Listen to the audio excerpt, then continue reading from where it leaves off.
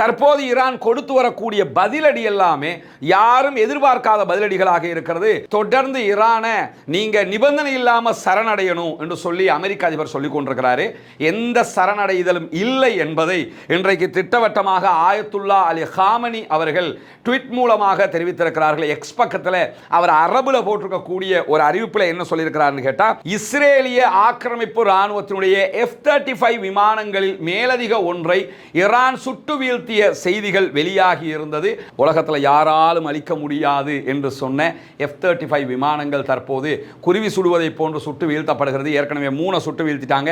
இப்ப 4வது F-35 விமானங்களையும் Iran சுட்டு வீழ்த்தி இருக்கிறது என்கிற செய்திகளுக்கு மத்தியில் இஸ்ரேலுக்குள்ளே எடுக்கப்பட்டிருக்கக்கூடிய ஒரு கணிப்பீடு தொடர்பான செய்தி வெளியாகி இருக்கிறது. இஸ்ரேலுடைய ராணுவத்தை பொறுத்தவரையில்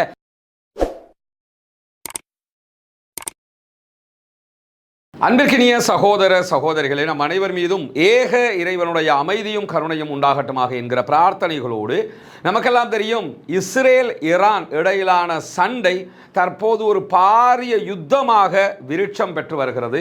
தொடர்ந்து இரு நாடுகளும் தாக்குதல் நடத்தி கொள்கின்றன.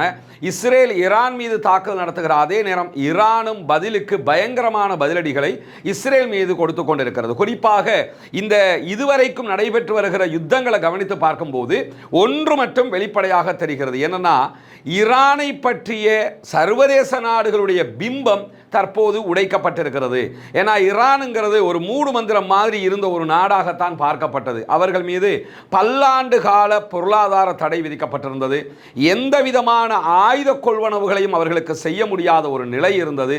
பலவிதமான தடைகள், பிசினஸ் பண்றதுக்கு தடை, உள்நாட்டுக்குள்ள பொருட்களை வாங்குறதுக்கு தடை, இப்படி பல தடைகளை எதிர்கொண்டு வந்த நிலையில இவங்கிட்ட போய் என்ன ஆயுதம் இருக்க போகுது, ஏதோ ஒரு கம்பு கத்தி 4-5 அந்த மாதிரி எதையாவது வச்சுக்கிட்டு இருப்பாங்க என்கிற ஒரு எண்ணப்பாடு தான் சர்வதேசத்திற்கு இருந்தது. இதையெல்லாம் உறுதிப்படுத்தும் விதமாக நடந்த ஒரு சம்பவம் தான் ஈரானுடைய முன்னாள் அதிபர் இப்ராஹிம் ரைசி அவர்களுடைய விமான விபத்து மரணம். அந்த மரணத்துக்கு பிறகு வெளியான செய்திகள் தான் குறித்த விமானத்தினுடைய பாகங்கள் கூட ஈரானுக்கு மீண்டும் பெற்றுக்கொள்வதற்கு முடியாத ஒரு நிலை இருந்தது.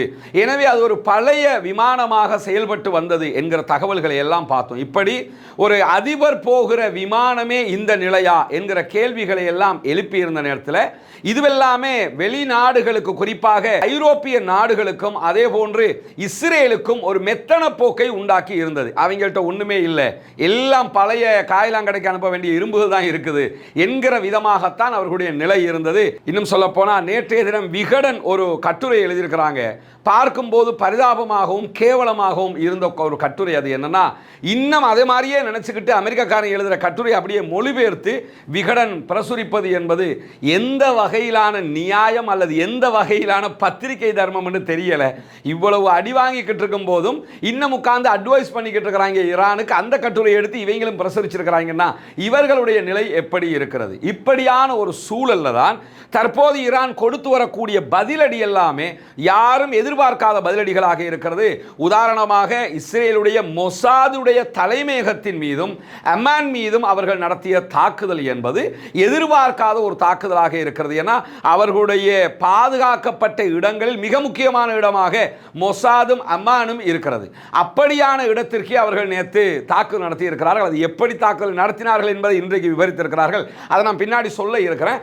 இருந்தாலும் அந்த தாக்குதல் இன்றைக்கு சொல்லியிருக்கக்கூடிய தரவுகள், தகவல்கள் என்னன்னு சொன்னா, ஈரான் நம்ம நினைச்ச மாதிரி இல்லை. அவர்கள் பல மடங்கு உச்சத்தில் தொழில்நுட்பத்தில் இருக்கிறார்கள், பல மடங்கு உச்சத்தில் ஆயுத பலத்தில் இருக்கிறார்கள் என்பதை நாம் புரிந்து கொள்ள முடிகிறது. அதை தாண்டி இன்றைக்கு வால் ஸ்ட்ரீட் ஜேர்னல் வெளியிட்டிருக்கக்கூடிய ஒரு செய்தியிலையும் என்ன சொல்றாங்கன்னா, ஈரானிடத்தில் தேவையான அளவை மிஞ்சிய ஏவுகணைகள், தாக்குதல் ஏவுகணைகள் இருக்கிறது. அதே போன்று தடுக்கிற ஏவுகணைகளும் அவர்களிடத்தில் இருக்கிறது. உள்ளுக்குள்ள வருகிறவற்றை தடுக்கிறதுக்குரிய ஏவுகணைகளும் அவர்களிடத்தில் தாராளமாகவே தயாரித்து வைத்திருக்கிறார்கள். ஆனால் இஸ்ரேலை பொறுத்தவரையில் இஸ்ரேலிடத்தில் தடுப்பு ஏவுகணைகளும் தாக்குதல் ஏவுகணைகளும் நினைத்த அளவுக்கு இல்லாமல் குறைவடைந்திருக்கிறது. குறிப்பாக தடுக்கிற ஏவுகணைகளுடைய தட்டுப்பாட்டை இஸ்ரேல் விரைவிலேயே எதிர்கொள்ளும் என்று இன்றைக்கு வால் ஸ்ட்ரீட் ஜேர்னல் வெளியிட்டிருக்கக்கூடிய தரவுகளையும் தகவல்களையும் சொல்லியிருக்கக்கூடியதை பார்க்கலாம். இப்படி இவ்வளவு காலமாக ஈரான் மீது இருந்த பிம்பம் அதுவல்ல, வேறு விதமான ஒரு பிம்பம் இருக்கிறது என்பதை சர்வதேசமே புரிந்து தெரிந்து கொள்ள தற்போது தலைப்பட்டிருக்கக்கூடிய நேரத்தில் தான் இன்றைக்கு இஸ்ரேல் சற்று நேரத்துக்கு முன்பதாக தெஹ்ரான் மீதான புதிய வேவ் தாக்குதல்களை ஆரம்பித்திருக்கிறது. சற்று நேரத்துக்கு முன்பதாகத்தான் இந்த தாக்குதல் ஆரம்பிக்கப்பட்டிருக்கிறதுனால எப்படியான விளைவுகள் உண்டாக போகிறது என்பதை வெளிவருகிற தகவல்களை பொறுத்து நாம் உங்களோடு பகிர்ந்து கொள்ள தயாராக இருக்கிறோம். ராய்ட்டர் செய்தி நிறுவனம் இந்த செய்தியை சற்று நேரத்துக்கு முன்பதாக உறுதிப்படுத்தி இருக்கிற அதே நேரம் ஈரானுடைய மெஹர் நியூஸ் ஏஜென்சியும் ஆம் எங்கள் மீது தற்போது தாக்குதல் நடத்தப்படுகிறது என்பதை உறுதிப்படுத்தி இருக்கிறார்கள். அதை தாண்டி ஆயிரக்கணக்கான இஸ்ரேலியர்கள் ஒவ்வொரு இடத்தை விட்டும் அகதிகளாக வெளியேற்றப்படுகிற சம்பவங்கள் நடந்தேறுகிறது. எனக்கு பின்னால் இருக்கக்கூடிய இந்த புகைப்படத்தை நீங்க பார்க்கலாம். இஸ்ரேலியர்கள் பங்கர்களுக்குள்ள ஒளித்துக் கொண்டிருக்கக்கூடிய காட்சி தான் இங்கே பதிவு செய்யப்பட்டிருக்கு. ஒரு மெட்ரோ ஸ்டேஷன். மெட்ரோ ஸ்டேஷன்ல இரவு முழுவதும் கழிக்கக்கூடிய காட்சியை நீங்க பார்க்கலாம். இங்கே நீங்க பார்க்க முடியும் அந்த பகுதிகள் ஒவ்வொரு இடத்துல தூங்குகிற காட்சிகள் பதிவாகி இருக்கிறது. இப்படி அவர்கள் கூட்டமாக குடும்பமாக ஒவ்வொரு இடமாக மெட்ரோ ஸ்டேஷன்களில் மற்ற இடங்களில் அவங்க ஒளித்துக் கொள்ள வேண்டிய ஒரு நிர்பந்தம் உண்டாகி இருப்பதை அவதானிக்க முடிகிறது. இத்தனை நாட்களாக இதையெல்லாம் காசாவில் இருக்கக்கூடிய அப்பாவிகள் தான் செய்து வந்தார்கள். அவர்களுக்குத்தான் தாக்குதலிருந்து தப்பிப்பதற்கு இடமில்லாமல் ஓடிக்கொண்டிருந்தார்கள், அகதிகளாக தத்தளித்துக் கொண்டிருந்தார்கள். ஆனால் இன்றைக்கு இஸ்ரேலியர்கள் அந்த நிலையை எடுத்திருக்கிறார்கள். இன்னும் சொல்ல போனால் இஸ்ரேலில் இருந்து பல துறைமுகங்கள் வழியாக வெளிநாடுகளுக்கு தப்பிச் செல்கிறார்கள். குறிப்பாக $5000 மேல வரைக்கும் இதற்காக அவர்கள் செலவழிப்பதற்கும் தயாராக இருக்கிறார்கள் என்கிற நிலை உருவாகி இருக்கிறது.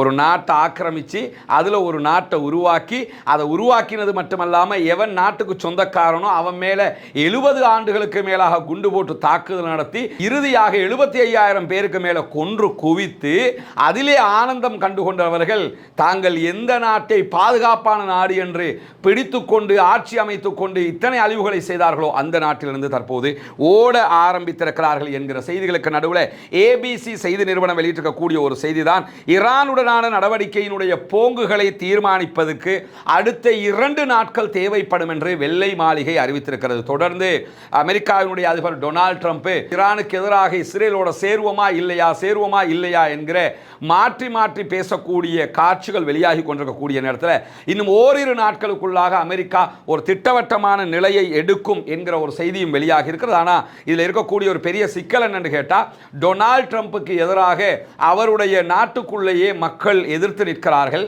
அதே போன்று அவருடைய செனட்டர்களே அவருக்கு எதிராக இருக்கிறார்கள். இருந்தாலும் ட்ரம்பை பொறுத்தவரையில் அந்த ஆளு எப்படிப்பட்ட ஆளுன்னு நமக்கு தெரியும். எதையாவது ஒரு கிறுக்குத்தனமான ஒரு முடிவை எடுக்கக்கூடிய ஒரு ஆளுங்கிற அடிப்படையில் நம்ப முடியாது, எக்ஸ்பெக்ட் பண்ண முடியாது. இத்தனைய நாட்கள் கூட இருந்து அவருடைய வெற்றி பாதைக்கு வித்திட்ட எலான் மாஸ்க்கு என்ன நடந்ததுங்கிறது நமக்கு தெரியும். அதனால ஈரானுடனான தாக்குதல் அமெரிக்கா சேராது என்று மொத்தமாக நம்ம தவிர்த்து விட முடியாது. சேராமலும் இருக்கலாம், திடீரென்று சேரவும் கூடும். எது வந்தாலும் எதிர்கொள்வதற்கு தயார் நிலையில் இருப்பதாக இன்றைக்கும் ஈரான் அறிவித்திருக்கக்கூடிய நிலையில் இன்றைக்கு வெளியாகி இருக்கக்கூடிய ஒரு முக்கியமான செய்தி தான் தொடர்ந்து ஈரானை நீங்க நிபந்தனை இல்லாமல் சரணடையணும் என்று சொல்லி அமெரிக்க அதிபர் சொல்லிக் கொண்டிருக்கிறாரு. எந்த சரணடைதலும் இல்லை என்பதை இன்றைக்கு திட்டவட்டமாக ஆயத்துல்லா அலி ஹாமனி அவர்கள் ட்வீட் மூலமாக தெரிவித்திருக்கிறார்கள். எக்ஸ் பக்கத்தில் அவர் அரபுல போட்டிருக்கக்கூடிய ஒரு அறிவிப்பில் என்ன சொல்லியிருக்கிறார்னு கேட்டால், ஜியோனிஸ்டுகளோடு எந்த சமரசமும் கிடையாது.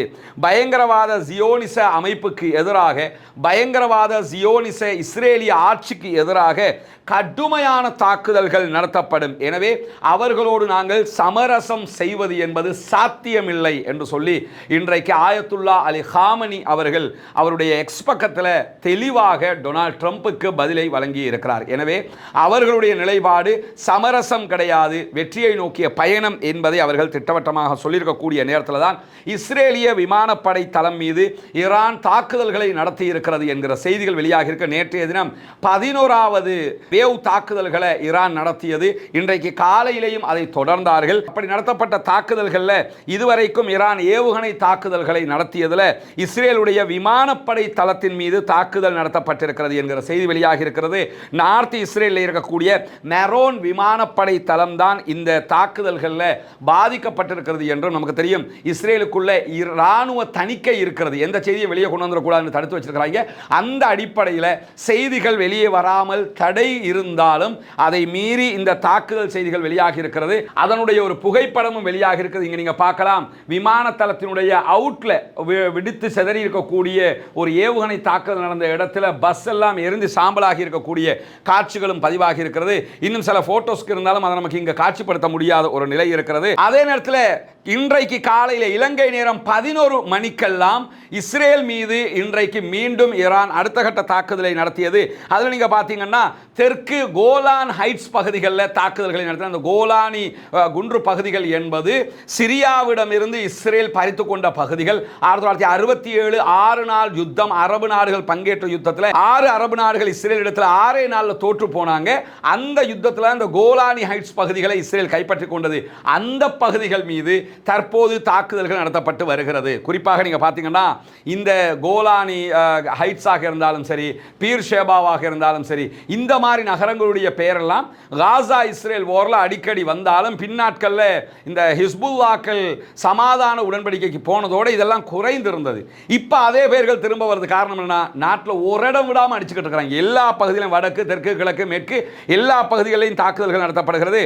நேற்று இரவு இஸ்ரேல் மீது ஈரான் நடத்தியிருக்கக்கூடிய தாக்குதல்களில் மாத்திரம் 94 பேர் மருத்துவமனைகளில் அனுமதிக்கப்பட்டிருக்கிறார்கள் என்கிற செய்திகளும் வெளியாகி இருக்கிறது.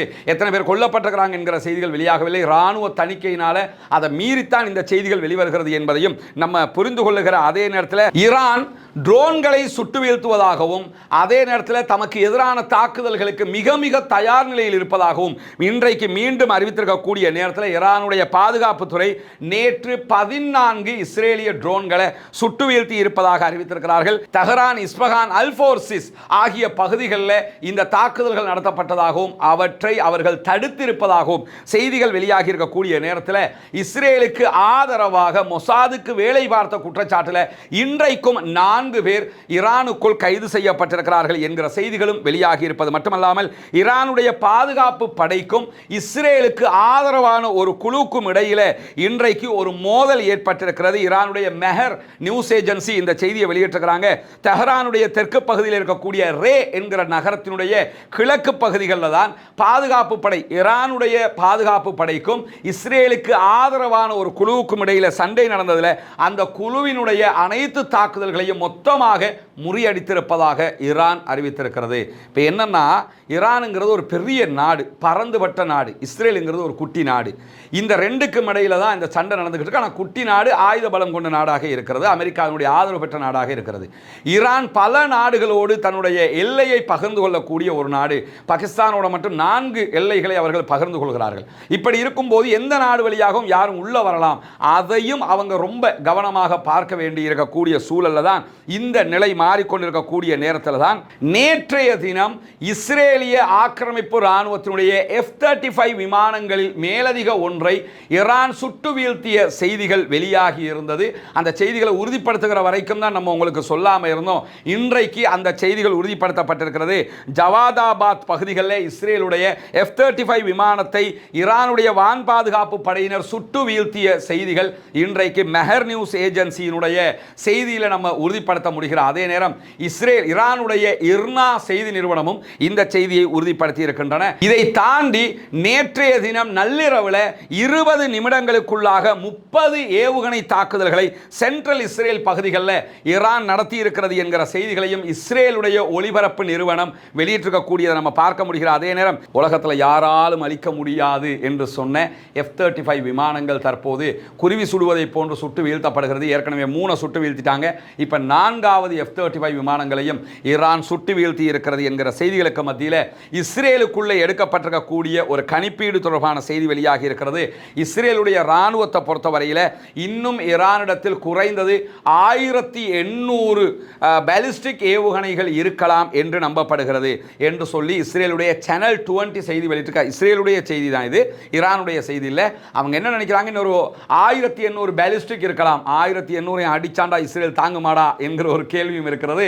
அந்த அளவுக்கு இருக்கலாம் என்று இவர்கள் நம்புகிறார்கள். ஆனால் சர்வதேச ஊடகங்கள், குறிப்பாக DW போன்ற ஊடகங்களாக இருந்தாலும் அதே போன்று மற்ற ஊடகங்களாக ஓரளவுக்கு நடுநிலையாக போகக்கூடிய ஊடகங்கள் எடுத்துக்கிட்டீங்கன்னா அவங்க என்ன சொல்றாங்கன்னா, ஈரான் ஈரானுடைய ஆயுத பலம் எவ்வளவு என்பது யாருக்கும் தெரியாது. உண்மையும் அதுதான். ஏன்னா ஒரு மூடு மந்திரமாகத்தானே அவங்க இருந்தாங்க.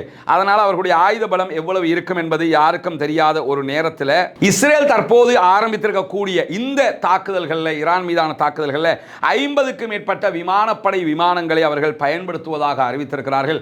பொதுவாக அவங்க அப்படி தான் 10 அனுப்பி போட்டு 200 ரூபாய்ங்க, 15 அனுப்பி போட்டு 300 ரூபாய்ங்க அப்படி சொல்லுவாங்க. ஆனால் இப்போ 50ங்கிறாங்க. கரெக்டாக எத்தனை அனுப்பியிருக்கிறாங்கிறது இந்த தாக்குதல் முடிஞ்சதோடு தெரிய வந்துடும். அப்பொழுது உங்களோடு நாம் அதையும் பகிர்ந்து கொள்ளுகிற அதே நேரத்தில் இஸ்பஹான் மாகாணத்தில் இஸ்ரேலுடைய ஆளில்லா விமானத்தை சற்று நேரத்துக்கு முன்பதாக சுட்டு வீழ்த்தி இருப்பதாக ஈரானுடைய அரச தொலைக்காட்சி செய்தி வெளியிட்டிருப்பது மட்டுமல்லாமல், கிழக்கு தெஹ்ரானில் இருக்கக்கூடிய இமாம் ஹுசைன் பல்கலைக்கழகத்தில் இஸ்ரேல் தாக்குதல் நடத்தி இருக்கிறது. இப்போ ஆரம்பித்திருக்கக்கூடிய இந்த வேவில் கிழக்கு தெஹ்ரான் பகுதியில் இருக்கக்கூடிய இமாம் ஹுசைன் பல்கலைக்கழகத்தில் தான் இந்த தாக்குதல்கள் நடத்தப்பட்டிருக்கிறது. அதே போன்று அமெரிக்க அதிகாரியை மேற்கோள் காட்டி இன்றைக்கு நியூயார்க் டைம்ஸ் ஒரு செய்தியை வெளியிட்டிருக்கிறாங்க.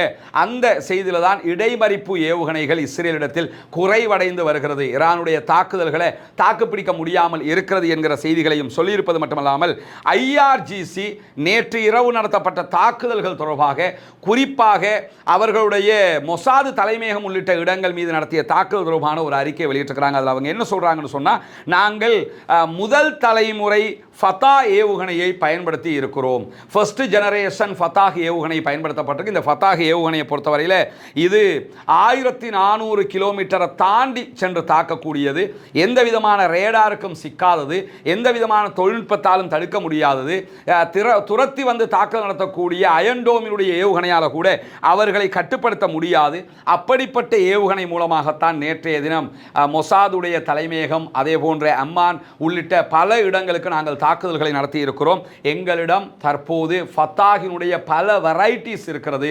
நாங்கள் ஒவ்வொரு சந்தர்ப்பத்திலும் தேவையான அளவுக்கு தான் தொழில்நுட்பத்தை வெளியே கொண்டு வருகிறோம். எனவே இந்த தாக்குதலில் இறுதி வெற்றி எங்களுக்குத்தான் என்பதை இந்த உலகு பார்க்க போகிறது என்கிறது ஐஆர்ஜிசி, ஈரானுடைய புரட்சிகர இஸ்லாமிய பாதுகாப்பு பிரிவு என்பதையும் இன்னைக்கு நம்ம பார்க்கிற அதே நேரத்தில் சற்று நேரத்துக்கு முன்பதாக ஈரானுடைய சென்ட்ரல் தெஹ்ரான் பகுதிகளில் இருக்கக்கூடிய பிளாக் 18 பகுதிகளில் இருந்து மக்கள் வெளியேற வேண்டும், அந்த பகுதிகளுக்கு நாங்கள் தாக்குதல் நடத்த போகிறோம் என்று இஸ்ரேல் அறிவித்திருந்தது. அதனால அந்த பகுதிகளில் போக்குவரத்து நெரிசல் ஏற்பட்டிருப்பதான செய்திகள் தற்போது வெளியே வந்து கொண்டிருக்கக்கூடிய நேரத்தில் உடனடியாக ஈரான் ஒரு அறிக்கையை வெளியிட்டிருக்கிறாங்க. டெல் அவீவினுடைய நெவ்செடெக் என்கிற பகுதிகளில் இருந்து உடனடியாக பொதுமக்கள் வெளியேறுமாறு எச்சரிக்கை செய்திருக்கிறார்கள். இல்லாத பட்சத்தில் எங்களுடைய தாக்குதல்களால் பாதிக்கப்படுகிற யாருக்கும் நாங்கள் பொறுப்பேற்க மாட்டோம் என்பதையும் அவர்கள் சொல்லியிருப்பதை நம்ம பார்க்க முடிகிறது. எனவே ஈரான் தொடர்ந்து பதிலடிகளை வழங்கி கொண்டிருக்கிறது. பொறுத்திருங்கள், இன்றைக்கும் நிறைய தகவல்கள் நம்ம உங்ககிட்ட கொண்டு வர இருக்கிறோம். நேற்றைய தினம் நம்ம நிறைய இந்த ஈரானுடைய அணு நிலையங்களை தாக்குவது சாத்தியமா, அழிப்பது சாத்தியமா என்பது தொடர்பான செய்திகளையும் கொண்டு வந்திருந்தோம். அதற்கு நிகரான இன்றைக்கும் பல செய்திகள் காத்து கொண்டிருக்கின்றன. நம்முடைய ரஸ்மின் டாக்ஸ் என்கிற சேனலை சப்ஸ்கிரைப் செய்யாத சகோதரர்கள் சப்ஸ்கிரைப் செய்து கொள்கிற அதே நேரம் ரஸ்மின் MISC நியூஸ் என்கிற நம்முடைய சேனலையும் சப்ஸ்கிரைப் செய்யாத சகோதரர்கள் சப்ஸ்கிரைப் செய்து இணைந்து கொள்ளுங்கள். தொடர்ந்தும் பாலஸ்தீன அப்பாவிகளுக்காக பிரார்த்திப்பதில் பின்னின்று விடாதீர்கள், அவர்களுக்காக பிரார்த்தனை செய்யுங்கள். இந்த யுத்தத்தில் ஏற்பட்டிருக்கக்கூடிய ஒரு பெரிய நலவு என்னன்னு சொன்னால், இஸ்ரேலும் ஈரானும் சண்டை பிடித்துக் கொள்ளுகிற இந்த சந்தர்ப்பத்தில் காசாவினுடைய அப்பாவிகள் சற்று நிம்மதியாக இருக்கிறார்கள். அல்லாஹ் தஆலா அவர்களுக்கு அந்த நிம்மதியை நிரந்தரமாக்க வேண்டும், அவர்களுக்கு அவர்களுடைய நாட்டை திருப்பிக் கொடுத்து விட வேண்டும், அவர்களுக்கு அவர்களுடைய பூமி கிடைத்து விட வேண்டும், அவர்களும் நம்மை போன்ற நிம்மதியானவர்களாக வார வேண்டும், மாற வேண்டும் என்கிற உயரிய பிரார்த்தனைகளோடு பாலஸ்தீன அப்பாவிகளுக்காக ஜனநாயக ரீதியாகவும் குரல் எழுப்புவோமாக. வாஹ்ர தஅவானா அல்ஹம்துலில்லாஹி ரப்பில் ஆலமீன்.